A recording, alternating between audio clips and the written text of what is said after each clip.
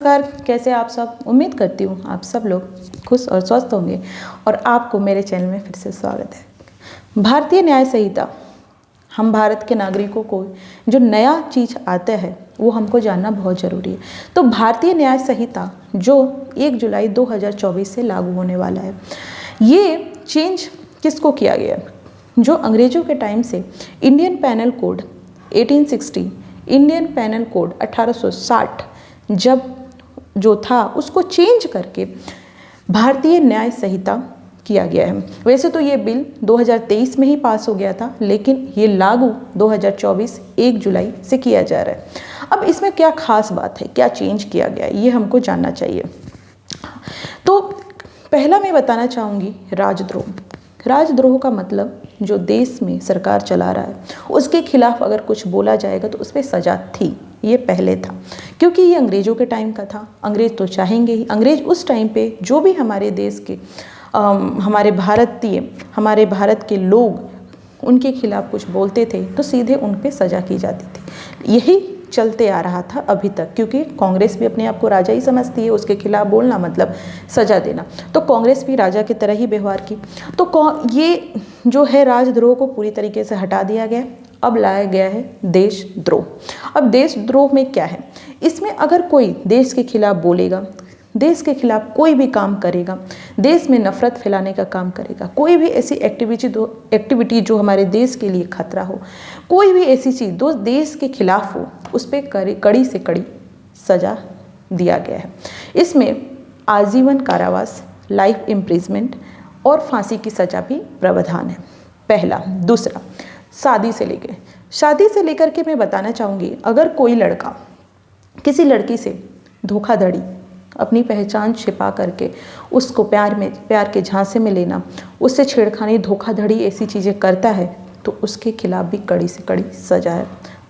Third, mob lynching. Mob lynching आप लोग देख ही रहे। इसमें क्या है, कोई एक पर्टिकुलर कम्युनिटी का जो ग्रुप बना करके दूसरे कम्युनिटी पे वार करते हैं। बट एक मॉब लिंचिंग में पर्टिकुलरली किसी धर्म रिलेटेड जो अपराध होते हैं उसमें कड़ी से कड़ी सज़ा दी गई है। इसमें लाइफ इम्प्रिजमेंट और फांसी की सज़ा का प्रावधान है मॉब लिंचिंग में। उसके अलावा संगठित अपराध, जो ग्रुप क्राइम होता है, जो ग्रुप बन करके किसी संगठित अपराध मतलब ग्रुप में जाकर किसी ग्रुप पे लड़ाई करते हैं, उनके खिलाफ कोई कार्रवाई करते हैं, तो इसको भी अपराध की श्रेणी में लाया गया है। उसके अलावा अगर मैं बात करूं तो इसमें बहुत सारी चीज़ें चेंजेस किए गए हैं।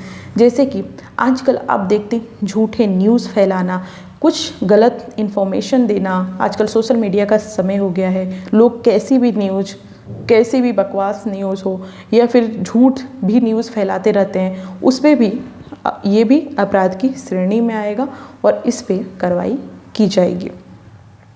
तो ये बेसिक कुछ चीज़ थे जो आपको जानने चाहिए, जो आपको पहले जो आप लोग देख सकते हैं लड़कियों के साथ अपराध, लड़कियों को बेचना। अब ऐसा है कि लड़का हो या लड़की हो, कोई जेंडर डिस्क्रिमिनेशन नहीं है, लड़का हो या लड़की हो, किसी के साथ भी ऐसा हो रहा है तो ये अपराध की श्रेणी में ही आएगा।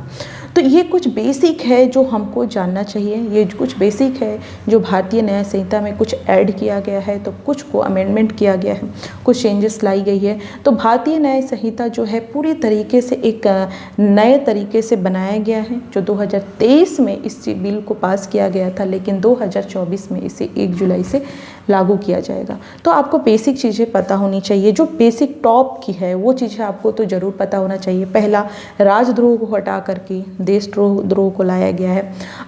उसके अलावा जो शादी को लेकर के किस तरीके से आजकल लोग पहचान छुपा करके और लड़कियों को झांसे में लेते हैं। मॉब लिंचिंग के कड़ी से कड़ी अपराध के बारे में बोला गया है। संगठित अपराध को एक अपराधी के तौर पे लाया गया है। तो ऐसे तमाम चीज़ें हैं, गलत इन्फॉर्मेशन को लोग आजकल फैला रहे हैं, उस चीज़ को लाया गया है।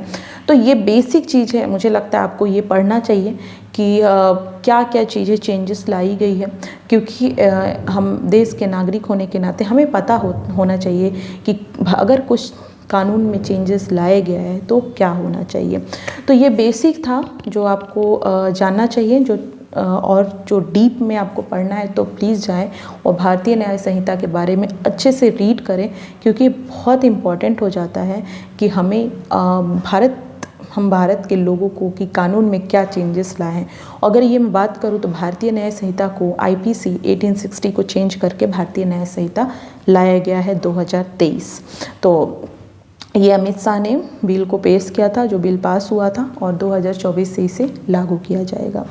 तो बेसिक था और आप डीप में जाके तुरंत पढ़ें, क्योंकि ये इम्पॉर्टेंट है, एग्ज़ाम पॉइंट ऑफ व्यू से भी बहुत ज़रूरी है कि रैंडम पूछ सकते हैं कि ये भारतीय न्याय संहिता किस चीज़ को चेंज करके लाया गया। तो आईपीसी 1860 जो ब्रिटिश काल से ही चलते आ रहा था। अगर बात कर सकते हैं कि देशद्रोह में राजद्रोह को बदल कर क्या किया गया, तो देशद्रोह लाया गया। इसमें सज़ा कितनी है, तो आप फांसी की सज़ा और लाइफ इम्प्रिजमेंट की सज़ा है। मॉब लिंचिंग में कितनी सज़ा है, गलत इन्फॉर्मेशन वाले को कितनी सज़ा है। हाँ, दूसरी बात सुसाइड। आजकल लोग धमकी दे देते हैं वो कोई भी जगह कि आप ये करेंगे तो हम सुसाइड कर लेंगे।